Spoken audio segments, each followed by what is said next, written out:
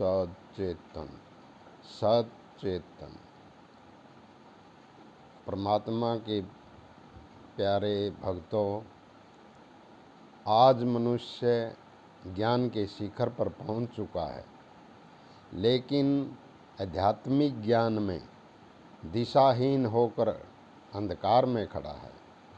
इसका कारण मनुष्य को परमात्मा से मिलने का सही रास्ता नहीं मिला, उसे भ्रमित किया गया। मैं किसी भी धर्म शास्त्र या किसी संत सतगुरु का खंडन नहीं करता। जो आध्यात्मिक ज्ञान में जितना जानता है वो उसकी अपनी कमाई है। प्रत्येक मनुष्य को सही प्रेरणा देना चाहता हूँ कि इस रास्ते पर चलकर मैंने जो पाया है वो आप भी प्राप्त कर सकते हैं, लेकिन अभ्यास की कमाई आपने खुद करनी होगी। मकसद सभी का एक है, परमात्मा को खोज लेना। मैं संसार की मनुष्य जाति को जगाना चाहता हूँ। मैं कोई संत, महात्मा या धर्मगुरु नहीं हूँ, सिर्फ एक भक्त हूँ उस परमात्मा का जिसने इस सृष्टि की रचना की है।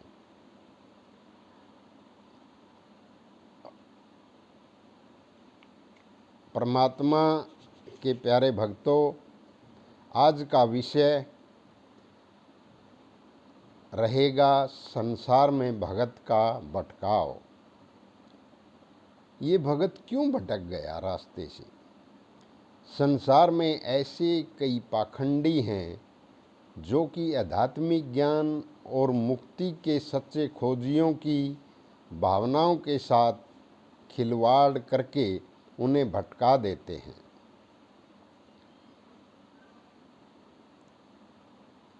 कुछ ऐसे भी हैं जो थोड़ी सी रिद्धि सिद्धि पाकर यह मान बैठते हैं कि वे ही सबसे बड़े गुरु हैं। दूसरी श्रेणी के ये गुरु इतना मानसिक विकास प्राप्त कर लेते हैं कि वह औरों पर प्रभाव डालने और आकर्षक ढंग से बातें करने में माहिर हो जाते हैं। आध्यात्मिक मार्ग में काफ़ी ऊंचे पहुंच चुके हैं, लेकिन लोगों को भी ऐसे अज्ञानी साधु संतों के पास जाने से बचना चाहिए। संसार में अभी भी आधी दुनिया के लोग पत्थरों की मूर्तियों को भगवान मानकर उसकी पूजा करते हैं। सभी धर्मों के लोग अपनी अपनी पत्थर की मूर्तियां बनाकर अपने मंदिर, मस्जिद, गुरुद्वारे में रख लेते हैं। केवल पत्थर ही तो है, पत्थर पूजे जा रहे हैं। इस पूजा से किसी को कुछ मिलने वाला नहीं है और न ही कभी मिलेगा। यह रास्ता परमात्मा का नहीं है। मुझे यह देखकर अचरज होता है कि एक परमात्मा द्वारा बनाई हुई मूर्त एक आदमी द्वारा बनाई गई पत्थर की मूर्ति के आगे हाथ जोड़े खड़ी है और उससे अपने सुख सुविधा की चीज़ें मांग रही है। एक असली मूर्ति नकली पत्थर की मूर्ति से परमात्मा मिलने का रास्ता मांग रही है और इस प्रकार मालिक को न पाकर दुखी होते रहते हैं। हम दिन रात बाहर मंदिर, मस्जिदों, गुरुद्वारों में परमात्मा को ढूंढने में लगे रहते हैं, लेकिन उस जगह पर नहीं ढूंढते जहां वह निवास करता है। अपने खुद के अंदर उसकी खोज नहीं करते, बाहर भटकते रहते हैं। हम मंदिर, मस्जिद, गुरुद्वारों को कितना साफ रखते हैं, संगमरमर के फर्श लगवाते हैं, कीमती गलीचे बिछाते हैं, उनमें जाकर कोई गलत काम नहीं करते, कहते हैं कि भगवान नाराज हो जाएंगे। लेकिन परमात्मा के रहने का जो असली स्थान हमारा शरीर है, उस शरीर में कभी मांस डालते हैं, कभी शराब डालते हैं, कभी किसी का गला काटने की सोचते हैं, अपनी बनाई चीज़ की कदर करते हैं, लेकिन परमात्मा की बनाई चीज़ की कदर नहीं करते। इंसान ईंट पत्थरों से तो प्यार करता है, लेकिन इंसान से नफ़रत करता है, और जो ऐसा करता है वह एक तरह से भगवान से भी नफ़रत करता है।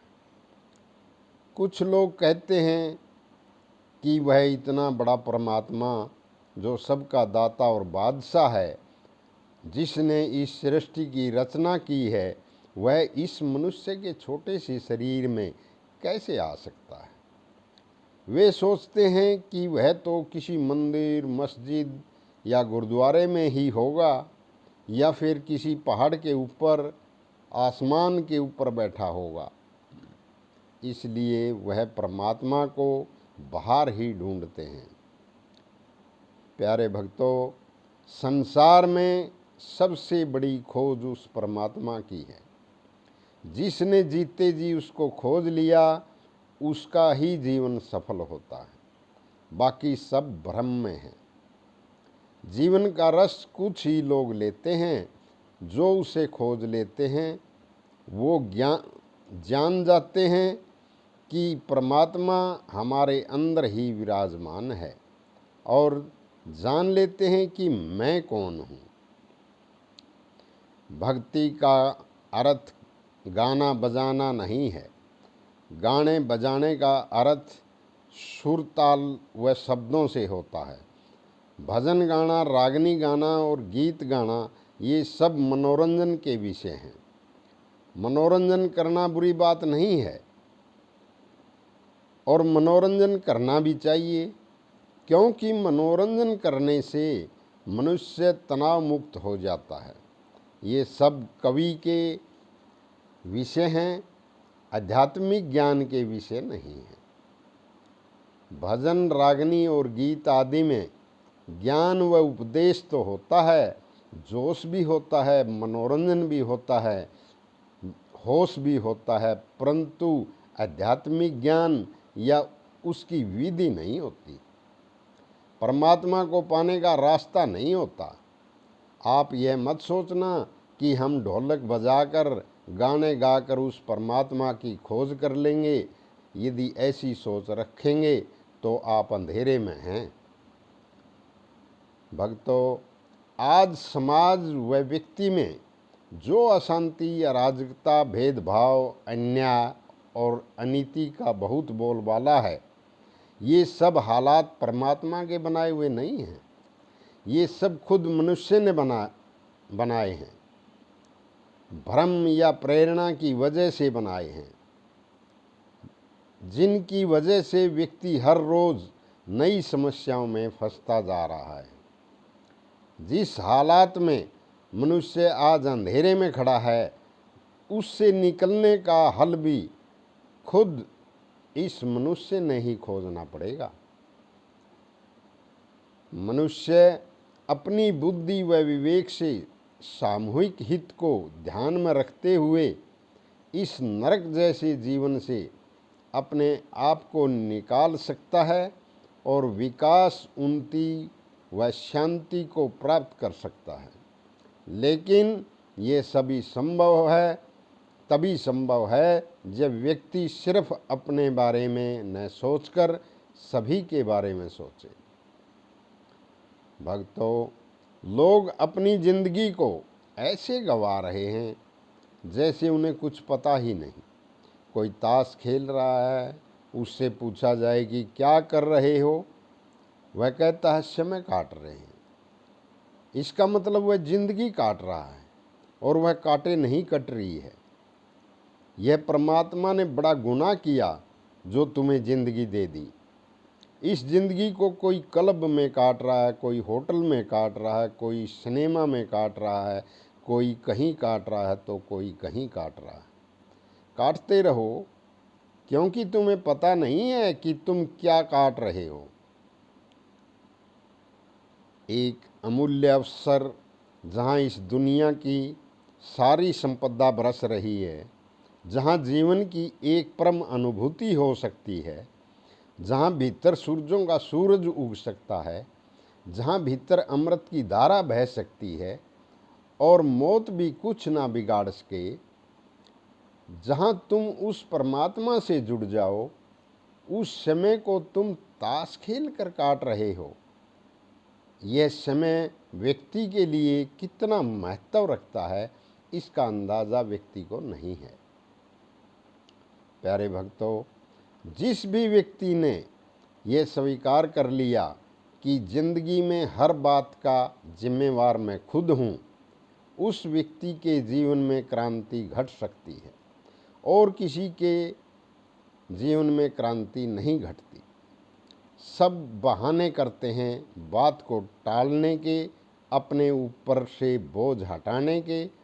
तुम करते रहो बहानेबाजी।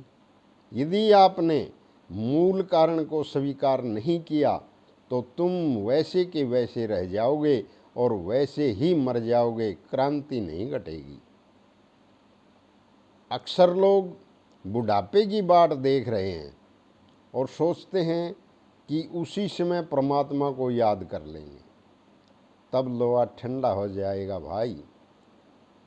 कुछ लोग तो यहाँ तक भी सोचते हैं कि जब मरने का समय आएगा और हम बिस्तर पर पड़े होंगे तभी परमात्मा को याद कर लेंगे।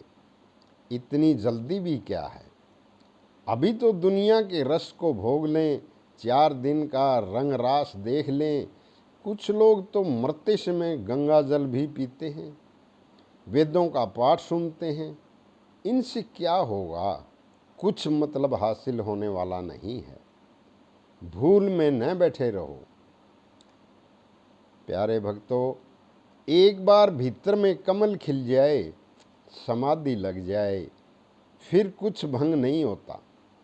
संसार अपना रूप बदलता रहता है, इतिहास करवटें लेता रहता है, पृथ्वियाँ बनती और बिगड़ती हैं, सृष्टि रची जाती है और ख़त्म हो जाती है। ये चक्र घूमता रहता है, ये चाक चलता रहता है, लेकिन तुम केंद्र पर अडिग रहो। उस समाधि को खोज लेने का नाम ही कला है।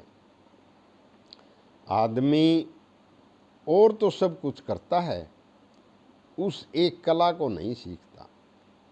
हजार उपक्रम करता है, हजारों यात्राएं करता है, दूर दूर तक खोज करता है, लेकिन अपने अंदर नहीं खोजता। हम खुद ही यह मान लेते हैं कि अंदर कहाँ होगा भगवान, वह मिलेगा तो बाहर मिलेगा। क्योंकि आंखें बाहर खुलती हैं, कान बाहर खुलते हैं, हाथ बाहर फैलते हैं, रोशनी आती है तो बाहर से आती है, सूरज बाहर निकलता है, चांद बाहर उगता है, सांसें आती हैं तो बाहर से आती मालूम हो पड़ती हैं, प्यास लगे तो पानी बाहर, भूख लगे तो भोजन बाहर, यानी सब कुछ बाहर है, सिर्फ एक को छोड़कर, और वो हैं परम पिता परमात्मा।